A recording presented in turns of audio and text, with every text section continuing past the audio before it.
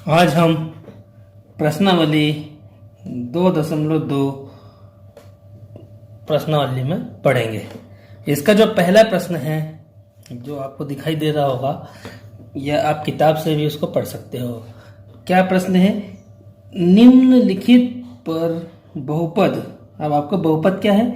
5x ऋण 4x की घात 2 धन 3 के मान ज्ञात कीजिए।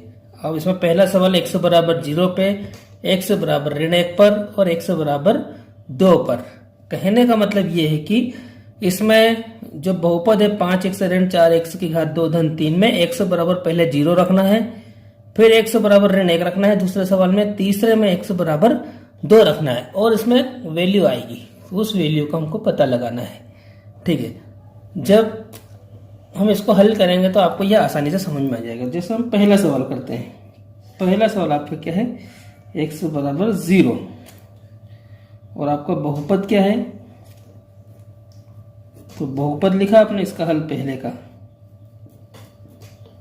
ठीक है, तो बहुपद 5x ऋण 4x स्क्वायर धन 3। तो आपको क्या करना है? यहाँ पर x बराबर 0 रखने पर तो हमने लिखा x बराबर 0 रखने पर, तो रखते हैं आपका जहां भी x नजर आ रहा है वहां पर क्या रखेंगे? 0। तो यह 5 लिखा। अब इन दोनों के बीच में देखिए कोई निशान नहीं है, तो उस स्थिति में आपको क्या पढ़ना है? यहाँ पर गुणा का निशान, और यहाँ पर यह हो जाएगा 0। फिर ऋण 4 गुणित 0 की घात 2 धन 3। फिर इसको हल करेंगे। आप देखिए 0 का किसी में भी गुणा करने पर क्या हो जाता है? 0। ऋण यहाँ पर भी 0 गुणा में आ रहा है, तो 0 का वर्ग 0 ही होगा और इसमें इसका गुणा करेंगे तो 0 आ जाएगा धन 3।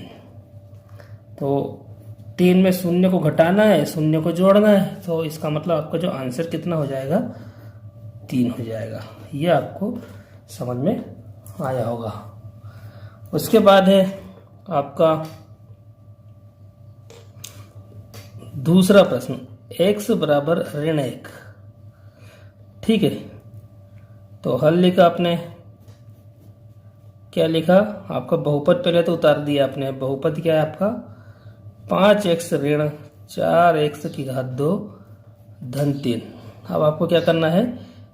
x बराबर ऋण 1 रखने पर, तो जहां भी x है आपको क्या रखना है? ऋण 1। अब देखिए यहाँ पे लिखा आपने 5 गुणित, अब जो ऋण है तो ऋण वाली संख्याओं को हमेशा आपको किस में लिखना है? कोष्टक में लिखना है। इस बात को ध्यान रखना है। यदि आप इसको कोष्टक में लिखोगे तो बहुत अच्छी बात रहेगी। तो ये x की जगह मैंने ऋण 1 कोष्टक में लिख दिया। फिर ऋण 4 गुणा ऋण 1 की घात 2 धन 3। इसको हल करते हैं, क्या हो जाएगा? 5 गुणा ऋण 1 में किया तो ऋण 5 हो जाएगा। फिर ऋण 4, सबसे पहले यहाँ पर हम कोष्टक हल करेंगे, तो इसका मतलब क्या होगा? ऋण 1 की घात कितनी है? 2 है, तो इसका मतलब क्या होगा? ऋण 1 का गुणा ऋण 1, ऋण 1 को 2 बार गुणा में लिखना है धन 3। फिर आगे चलते हैं, ऋण 5 ऋण 4 गुणा, अब ऋण 1 का गुणा ऋण 1 में किया तो ऋण का गुणा ऋण में होता है तो धन हो जाता है, और 1 का गुणा 1 में किया तो कितना हो गया? 1 हो जाएगा धन 3। आगे चलते हैं, ऋण 5, अब ऋण 4 का गुणा 1 में किया तो कितना हो गया? ऋण 4 हो जाएगा धन 3। अब इसमें देखिए अब ऋण वाली संख्याओं को जोड़ लीजिए, ऋण 5 और ऋण 4, तो ऋण का कितना हो गया? 9 धन 3। अब आप देखिए कि ऋण 9 में से धन का 3 गया तो कितना हो जाएगा? ऋण का 6। तो यह आपका क्या हो गया? आपका ये आंसर हो गया। समझ में आया होगा आपको। फिर इसके बाद है आपका तीसरा सवाल, इसका हल है। तीसरा सवाल क्या है? x बराबर 2। तो आपका जो बहुपद है उसको लिखा आपने, क्या है बहुपद? 5x ऋण 4x की घात 2 धन 3। तो आपको इसमें क्या करना पड़ेगा? x बराबर 2 रखने पर, तो जहां पर भी आपका x है, अब आप क्या करिए? x के बराबर कितना रख दीजिए? 2। तो रखते हैं 5 गुणा 2, 100 की जगह ऋण 4 गुणा, अब 100 की जगह 2 है और 100 की घात 2, इसलिए 2 की घात भी 2 होगी आपकी, और धन 3। अब गुणा कर देंगे इन दोनों का गुणा, तो 5 दूना 10, ऋण 4 गुणित, अब देखिए यहाँ पर 2 है तो इसलिए आपको क्या करना पड़ेगा, 2 की घात आपको कितनी लगाना पड़ेगा, 2 की घात 2 है तो 2 का 2 बार गुणा, धन 3, फिर 10 ऋण, अब इन सबको गुणा करेंगे पहले, 2 एकम 2, 2 दूनू 4 और 4 चौक 16 और धन 3। अब देखिए इसको हल करेंगे, अब देखिए धन वाली संख्या को जोड़ देंगे, धन का 10 है ना, 10 और 3 कितना हो जाएगा 13 और ऋण 16। अब आपको क्या करना पड़ेगा कि 13 में से 16 को घटाना है, तो आपने क्या किया, बड़ी संख्या में से घटा दिया। अब 13 में से 16 तो नहीं जाएगा, पर 16 में से 13 जरूर जाएगा, तो 16 में से 13 गया तो कितना हो गया 3। अब दोनों में से बड़ी संख्या कौन सी है, ऋण 16 है, तो इसका चिन्ह आपका लगेगा, तो ये भी आपका क्या हो गया, ऋण 3 इसका आंसर हो गया। तो ये आपको समझ में आया होगा। अब है इसी प्रश्नावली का दूसरा प्रश्न, निम्न बहुपदों में से प्रत्येक बहुपद के लिए P0, P1 और P2 ज्ञात कीजिए। तो आपको जो सवाल है Py बराबर y की घात 2 ऋण 1 धन 1, यह जो सवाल है वह भी पिछली बार की तरह, पिछले प्रश्न के की तरह ही है, ठीक है। उसमें यहाँ पर एक मान दिया था 1 से बराबर, पर यहाँ पर आपको 3 मानों के लिए याद करना है, P0, P1, P2 के लिए। इसको हम एक प्रश्न के हल के माध्यम से समझते हैं। तो पहला सवाल हम करते हैं, तो आपको बहुपद का मान कितना दिया है, Py बराबर y की घात 2 ऋण y धन 1, ठीक है। तो सबसे पहले हम इसका लिखते हैं दिया है, ये सारे सवालों में आपको नोट करना होगा। तो दिया है में आपको क्या लिखना होगा, तो ये लिख दिया बहुपद क्या है, Py बराबर y की घात 2 ऋण y धन 1, ठीक है। अब ज्ञात करना है, तो ज्ञात करना है हम इसमें लिखते हैं, ठीक है। कौन कौन से मान निकालना है, P0, P1 और P2, ठीक है। इन तीनों के लिए आपको वैल्यू निकालना है। तो सबसे आप लिखोगे, अब देखिए P0 पर, ठीक है, सब पहला अपना मान है P0 पे निकालेंगे, इसका मतलब क्या हो जाएगा P0। अब आपके बहुपद में देखिए कि P ये दिख रहा है और यहाँ कोष्टक में क्या दिख रहा है y, तो ठीक उसी प्रकार P और यहाँ कोष्टक में क्या हो गया 0, तो मतलब कि y बराबर क्या हो गया आपका 0। तो आपको क्या रखना पड़ेगा, y बराबर 0 रखने पर। समझ में आया होगा, क्योंकि यहाँ पे कोष्टक में क्या है y है P के साथ, यहाँ पे कोष्टक में P के साथ क्या है 0 है, तो इसका मतलब क्या होगा y बराबर 0। तब आपको क्या करना है, बहुपद में y बराबर 0 रखने पर। तो आपको जो सवाल है Py बराबर y की घात 2 ऋण y धन 1, अब यहाँ पर आप इसकी जगह क्या रख दीजिए 0। तो जहाँ जहाँ y है अब आपका वहाँ क्या क्या रखते जाना है 0, तो 0 की घात 2 ऋण 0 धन 1, तो P0 पर इसकी वैल्यू कितनी आ गई, इन सबको हल करने पर 0 का मान तो 0 ही होगा, तो फाइनली इसका आंसर क्या हो गया 1 हो गया। ये आपका पहला मान निकल गया। P0 पर बहुपद का मान कितना हो गया 1। फिर आपको किस पर निकालना है, P1 पर। तो आपने लिखा P1 पर, मतलब y बराबर कितना हो जाएगा 1 रखने पर। तो अब आपने क्या किया, Py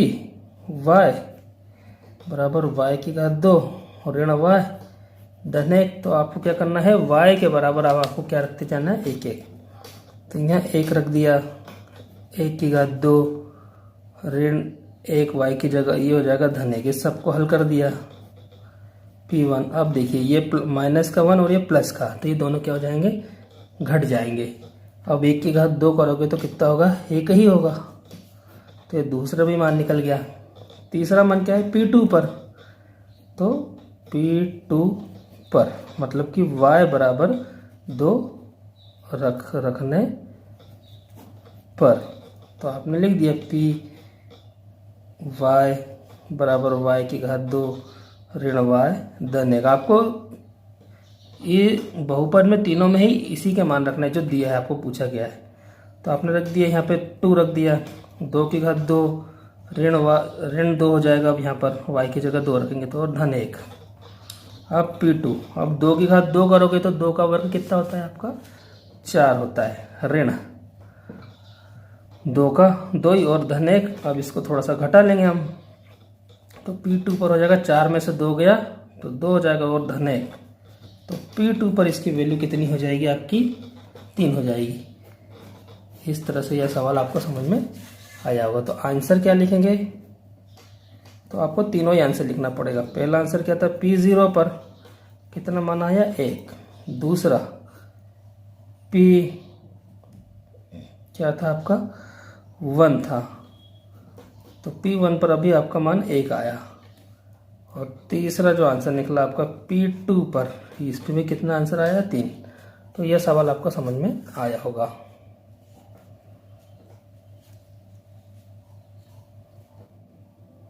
अब देखिए आप दूसरा सवाल कर सकते हैं। अब यहाँ पर आपका तीसरा सवाल है px बराबर x की घात 3। इसमें आपको लिखना पड़ेगा, दिया है px बराबर x की घात 3, ज्ञात करना है p0 p1 p2 पर बहुपद का मान। अब आपको क्या करना है, पहला करते हैं p0 पर, मतलब क्या हो जाएगा। अब देखिए p के साथ यहाँ 0 होते हैं, p के साथ क्या है x है, तो x बराबर 0 क्या करेंगे रखने पर। कहाँ रखेंगे बहुपद में, तो px बराबर x की घात 3। जहां भी x है आपको इसकी जगह क्या रख देना है, x की जगह 0 रख देना है। p यहाँ पे 0 रख दिया, 0 की घात 3। तो अब जब आप 0 की घात 3 करोगे तो कितना होगा 0 ही होगा। तो पहला आंसर आपका आ गया p0 पर बहुपद का मान 0 होगा। दूसरा क्या रखना है आपको, p1 पर, मतलब कि अब आपको x बराबर 1 रखने पर। तो x बराबर मैं 1 रखता हूँ तो क्या हो जाएगा, तो px बराबर x की घात 3। तो p यहाँ पर 1 रख दिया x की जगह, तो क्या हो जाएगा 1 की घात 3। 1 की घात 3 मतलब 1 का 3 बार आपस में गुणा। तो p1 पर आपका मान कितना हो गया 3। 1 का 3 बार गुणा करेंगे तो 1 ही होगा। तो p1 पर भी आपका मान कितना आ गया 1 आ गया। फिर p2 पर, तो p2 पर मतलब कि अब 1 से बराबर आपको 2 रखने पर रखते हैं।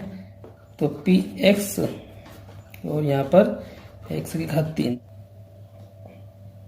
अब आपको क्या करना है, x बराबर 2 रखने पर, तो बहुपद उतारा आपने px बराबर x की घात 3। तो अब आपको क्या करना है, x की जगह 2 रखना है। तो कैसे रखेंगे, तो p यहाँ पर x की जगह 2 रख दिया, 2 की घात 3 किया। अब 2 की घात 3 मतलब 2 को 3 बार गुणा में लिखेंगे। तो p2, 2 एकम 2, 2 दूनी 4 और 4 दूना 8। तो आपका तीसरा आंसर क्या हो गया, p2 रखने पर क्या आ गया बहुपद का मान 8 आ गया। अब इसका आंसर लिख दीजिए आप। पहला आंसर क्या निकला, p1 रखने पर बहुपद का मान 1 आया, सॉरी ठीक है 1 रखने पर 1 आया। दूसरा क्या आ गया, 0 रखने पर क्या आ गया 0 आया। तीसरा p2 रखने पर कितना आ गया 8 आ गया। तो आपको जो आंसर हो गया है p1 पर 1, p0 पर 0, p2 पर 8 बहुपद का मान आया। आपको यह प्रश्न समझ में आया होगा। अब इसी प्रश्न का चौथा प्रश्न क्या है, px बराबर x ऋण 1 कोष्टक में और दूसरे कोष्टक में x धन 1। तो आपने दिया है, मैं लिख देखिए px बराबर x धन 1 x ऋण 1। आप इसको आगे पीछे भी लिख सकते हैं, गुणा में हो 2 कोष्टक। अब ज्ञात करना है p0 पर, p1 पर, p2 पर बहुपद का मान। अब देखिए यहाँ p0, यहाँ पर p की जगह क्या हो गया x है, तो मतलब कि p0 पर मतलब क्या करना है आपको x बराबर 0 रखने पर। तो बहुपद उतारते हैं हम, पी एक्स बराबर एक्स ऋण 1 एक्स धन 1। अब आपको क्या करना है, एक्स की जगह 0 रख देना है, तो 0 ऋण 1 0 धन 1। अब 0 में से 1 गया तो ऋण 1 होगा, इन दोनों कोष्टक में बीच में कोई निशान नहीं तो गुणा होगा, और 0 में 1 जोड़ेंगे तो 1 ही होगा। तो ऋण 1 में 1 का गुणा करेंगे तो जो आपका आंसर होगा वो ऋण 1 होगा। तो P0 पर जो आपका मान आया वो क्या आ गया, ऋण 1 के बराबर आ गया। फिर दूसरा क्या रखना है, P1 पर मतलब कि अब आपको क्या हो जाएगा, x बराबर 1 रखने पर अब आप बहुपद को उतारिए, px बराबर x ऋण 1 x धन 1। तो अब यहाँ पर 1 रख दीजिए x की जगह, तो 1 ऋण 1 1 धन 1। फिर देखिए इसको कैसे करेंगे हम, 1 रख दिया तो 1 में से 1 गया 0 गुणा 1 और 1 कितना हो गया 2। अब जब हम 0 का किसी भी संख्या में गुणा करते हैं तो कितना आ जाएगा, आपका आंसर 0 ही रहेगा। ये हो गया आपका दूसरा हल। तीसरा आपसे क्या पूछा गया है, तो तीसरा जो है P2 पे मतलब कि x बराबर आपको क्या रखना है, जो x की वैल्यू है जो आपकी x बराबर आपको 2 रखने पर, कहाँ रखेंगे, बहुपद में। तो बहुपद आपका क्या हो गया है, Px बराबर x ऋण 1 x धन 1। तो यहाँ पर हम क्या रख देंगे, x की जगह 2 रख देंगे, तो ये जाएगा 2 ऋण 1।